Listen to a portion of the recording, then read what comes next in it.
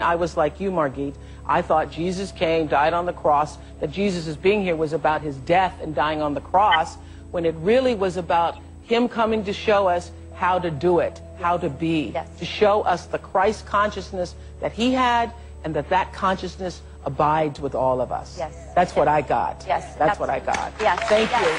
And what I hear you saying, feel you saying in this book is that this book isn't about believing. This book is about what you come to know for yourself. Yeah, what you become to feel for yourself. And that what you're saying is that God, in the essence of all consciousness, isn't something to believe. God is. God is. And God is a feeling experience, not a believing experience.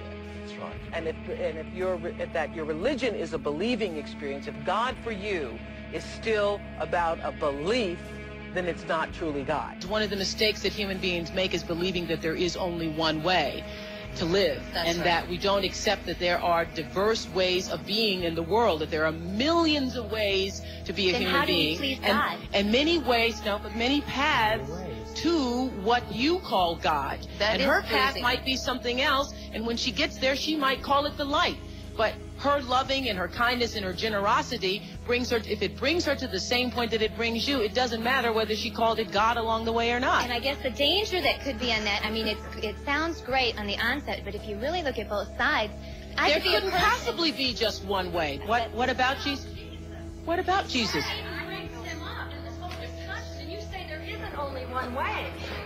There is one way and only one way, and that is through Jesus. There couldn't possibly be with the millions of people in the world. There couldn't possibly be. That what I believe is that Jesus came to show us Christ consciousness. Man made God in his own image.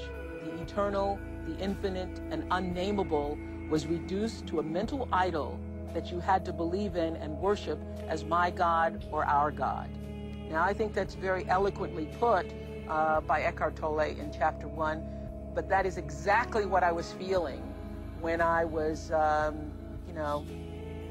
sitting in church.